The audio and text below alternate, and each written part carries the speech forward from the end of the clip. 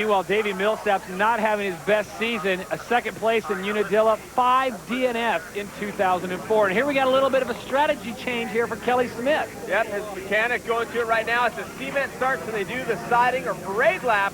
And then what he's doing is putting on a brand new tire so there's no mud on it when he cuts loose on the concrete. As we take a look at our Honda starting grid, it's Stewart, Hepler, Brown, Walker, and Tedesco. And it seems like Cameron at Broom Tiger, the best gate is always on the inside. Well, that's definitely true because you have that really tight right-hander coming out of it. You want to protect yourself, protect your line, so we'll see how it works again today and if they come out of there with the hole shot. James Stewart all the way to the inside, Hepler right next to him, basically picking from one end straight across with their gate pick. Number 1 all the way to the right, number 2 next to him, and so on and so forth.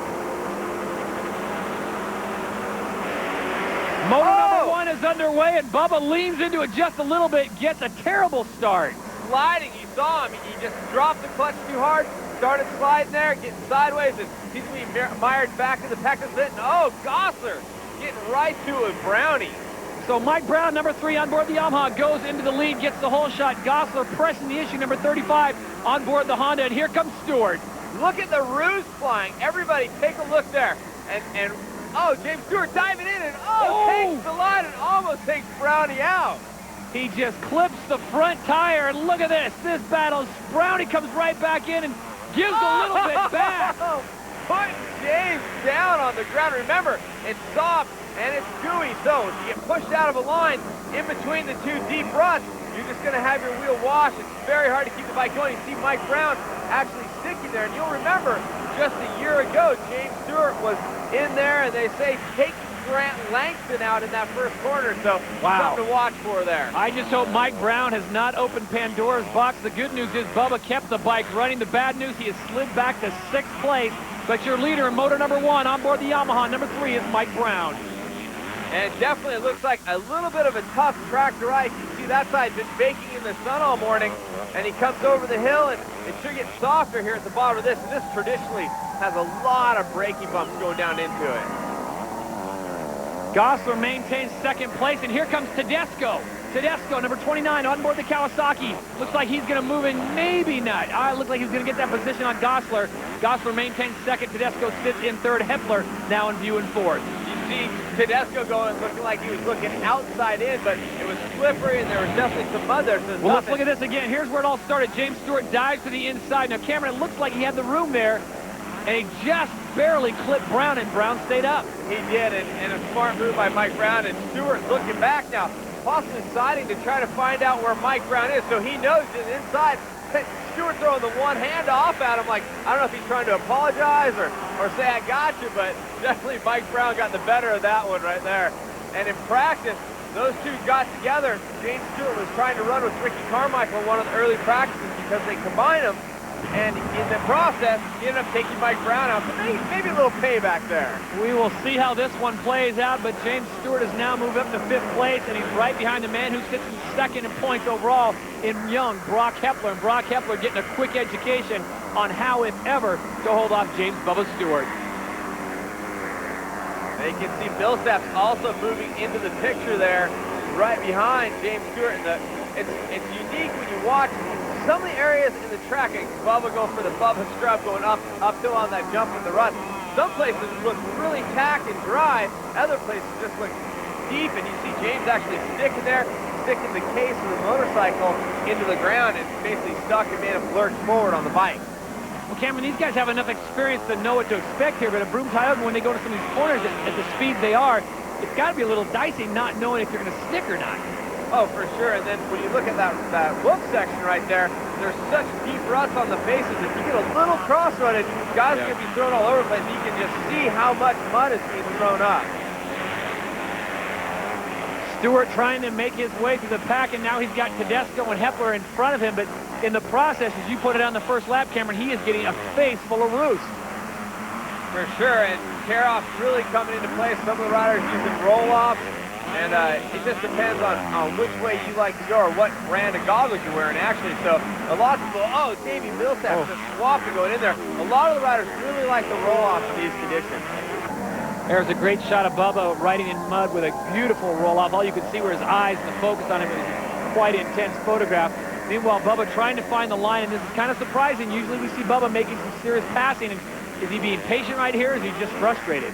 Well, the one thing you got to remember, too, is he's riding the two-stroke motorcycle, and they say the four-strokes really track much better when it's slippery or muddy, and right now, we're going, you know, on all these different terrain changes, especially in the uphills, so maybe the four-strokes have a little bit of an advantage, making James work a little harder.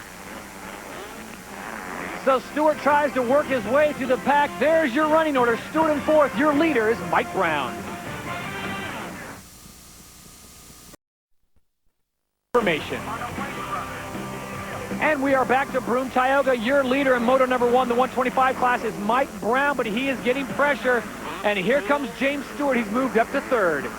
And Broc Hepler needs to make his move quickly if he's going to be able to get around Brown to try to keep James Stewart at bay. And, you know, Hepler's been on a bit of a roll, getting better and better, and Brown's been dropping off just a little bit, so it's good to see Brownie running out front right now, like Simeon hold together, but again, you see Hepler catching up here and working the lines, going to the outside. It looks very soft there, but he's going for the pass here on the downhill. Hepler on the inside, Brownie trying to hold him off, and here comes Stewart in the meantime. So we've got a three-way battle for first place, and Hepler getting a little squirrely. If you're just joining us on the first turn, James Stewart cut it awfully close on Mike Brown. He took exception to that. Came right back as Stewart gets by Hepler. So Stewart moves into second, Hepler's in third, and here comes the battle I think we've all been waiting for, Cameron, since that first lap. For sure, and I know Brownie is not afraid to mix it up with James Stewart, as we've already seen on the first lap. James going down, and now you got to ask, is James going to come back and give a little retribution? Is he going to look for a clean, long way around? Because, truth, there are big ruts here, and if James wants to try to stick it in on him, he's going to have to work basically the same line that Brownie is. Right. Mike Brown continues to lead here in Moto number 1, Broome, Tioga. Todd Harris along with Cameron Steele and Jamie Little. And here comes Stewart picking the inside line, gets the drive on the outside, and Cameron, he does the wise thing, just stays clean. And as I say, he's going to have to work the same line, a two-line area developed perfectly for James, and just goes to the inside. And when you saw Brown go to the outside, it looked like he was just stuck going through the mud there. It looked like he was going so slow. So the confrontation we thought would be boiling to a head does not materialize as Brown goes to second. Hepler stays in third, and Stewart now will try and check out. Well, Stewart made the pass look awfully easy, but his father none too pleased with that first lap incident. And that's J.P. Savard, that's Mike Brown's mechanic.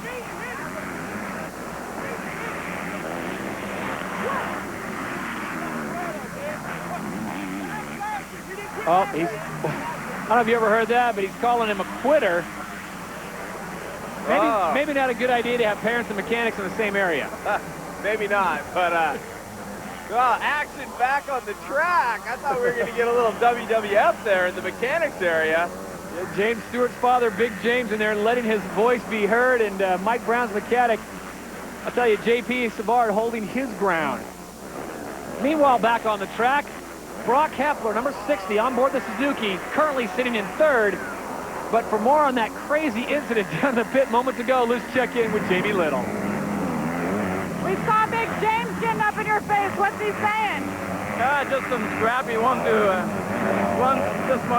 I don't know, like, he thinks my rider is a loser and everything, but my rider is not a loser, and he can win that race, and he can finish on the podium this weekend, so let's see.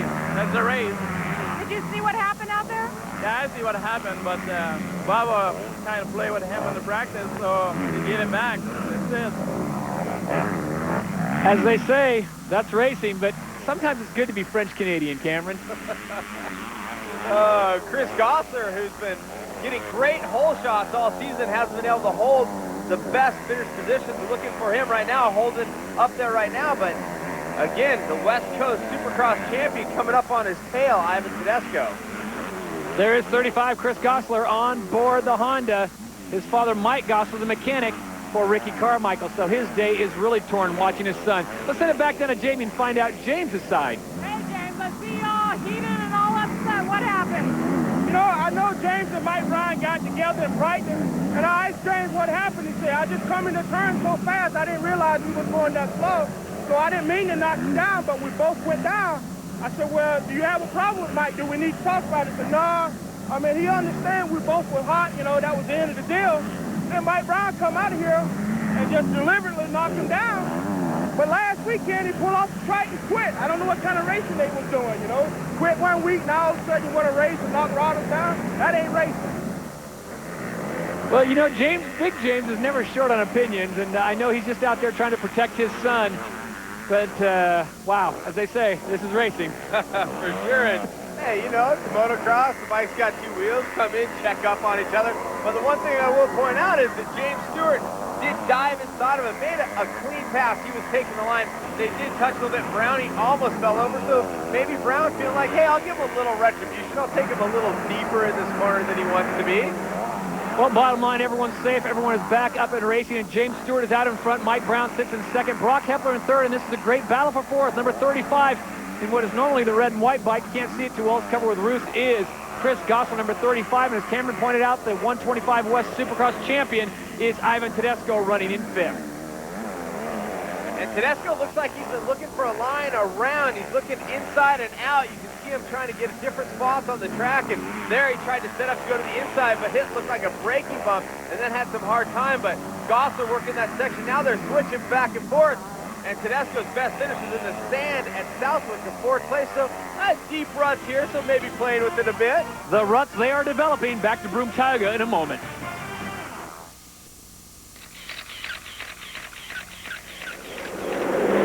Today we'll look at the 125 class of 1986, this week at Broom Tioga. And to start, here's a vintage shot of George Holland and Guy Cooper heading up the hill on lap 1. Back in 86, it was 2 kids from Michigan who gave the dominant SoCal riders a run for the title. And in Moto 1, both Eddie Warren, number 23, and Keith Bowen, number 9, chased down the leader Holland. First, Warren went by Holland, and then Bowen went by for another lead change. Bowen walked off with the first Moto win while Warren slipped to third behind Holland at the end. Moto 2 started out dry with a repeat battle between Holland and Warren. Holland dominated the first part of the race without contest from Warren until the skies opened up and turned the dry course into a quagmire. Michigan riders know mud, and for anyone that didn't, the race became more about survival.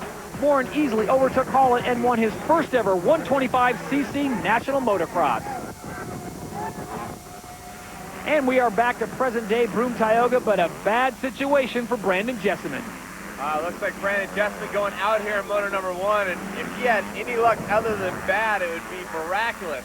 I mean, really, he's been out with injury, trying to get on the binders. Rider coming in on the outside, it just goes over that berm, and just looks like he just lays there, just total frustration. His best finish on the year, Todd, is a 14th at Unadilla. This is a guy that was runner-up to the championship in 2002. Meanwhile, from Brandon Jesseman's bad turn of fortunes to James Stewart, who started out poorly, got knocked down basically with Mike Brown entanglement, and now is running out in front. I think he's just disappointed that he got his new Fox gear dirty. I think that was the whole problem there. Did you say knocked down by Brown? Well, rhyme these things, they got together. They got together, and we're not exchanging recipes. Meanwhile, James Stewart continues to lead here. This is Moto number 1, 125 class from Broom Tioga. James Stewart looking every bit the part of tying Ricky Carmichael today. And is that something that, I guess, when Ricky set the record, Cameron, did we even think was possible? Well, probably no one thought it was going to come so early. Remember, Ricky Carmichael actually clinched the 2001 250 title and dropped back to take the record from the Bomber. And I think James Stewart's well on his way to taking the record from Ricky Carmichael within the season. But the interesting part is he can tie it here and then surpass it at Steel City, and then, well, that could leave him open to race 250s against Carmichael at Glen Helen. You know, just speculating there just for fun. Great battle for second right now. Number 60 on board the Suzuki is Broc Hepler. Number 3 on the Yamaha is Mike Brown. And Hepler taking a look back to make sure where Mike was. And, you know, Hepler's been working hard on this track. If you watch him, he's been riding really, really aggressive in a lot of different sections. And not to say that Mike Brown hasn't, but it looks like Broc's just willing to hang it out a little bit farther in the deep rut. Having some problems with his tear-offs right there. Finally gets it, and Cameron, at the top of the show, you talked about it. The pegs will be dragging, and they are today. The ruts are developing. 2:21 lap time, and he's just telling him to breathe. Good advice. His mechanic, Lee McCollum, there, giving him some advice, but it's only going to get worse on the track, too. The braking bumps and the ruts, and Davey Millsap's gotten ahead of Chris Gosler. What do you think's going on with Davey Millsap? We talked about earlier in the show, 5 DNFs this year. I mean, is the kid just riding the pegs off this thing? He really does. I mean, he's a big kid as well. So you got to remember, he's a big guy on a motorcycle. He weighs close to 200 pounds, and I think he's got like a size 14 Alpine Star on. I mean, his foot is gigantic, and he just is big on the motorcycle. You put that kind of weight on it, you go as fast as he does, throw it around as much.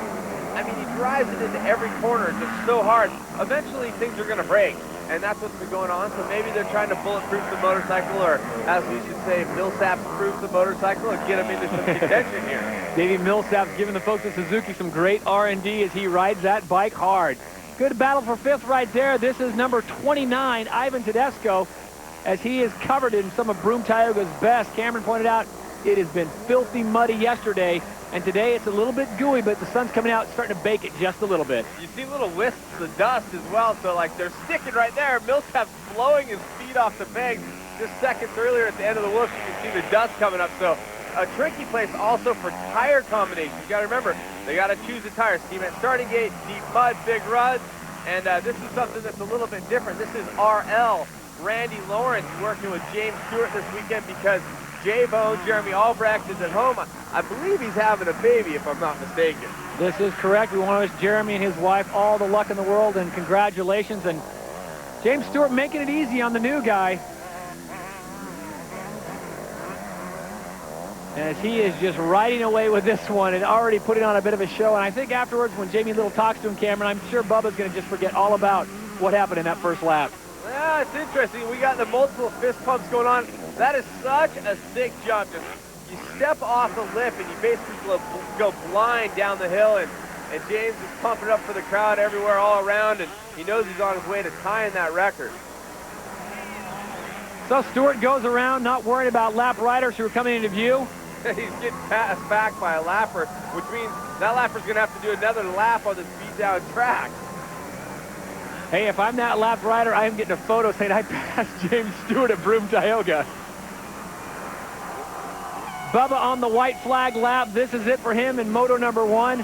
A great battle in the first lap or two with Mike Brown, and then he put his foot down, so to speak. 21, I think we're up to fist pumps on his way to victory for 259 on board the Kawasaki, riding for Fox and Oakley. Your winner, Moto number 1, James Stewart Jr. And that's going to do it. He's going to clinch the championship right there. So he doesn't even need to race any more races on the season. He's taking the number 1 plate home. I know he's going to go for the record, and I think we'll also see him on the 125 at Glen Helen as well. We come back, we'll analyze what just took place in Moto number 1. Big James is out there leading the charge. Stewart is number 1. We'll talk to him after this.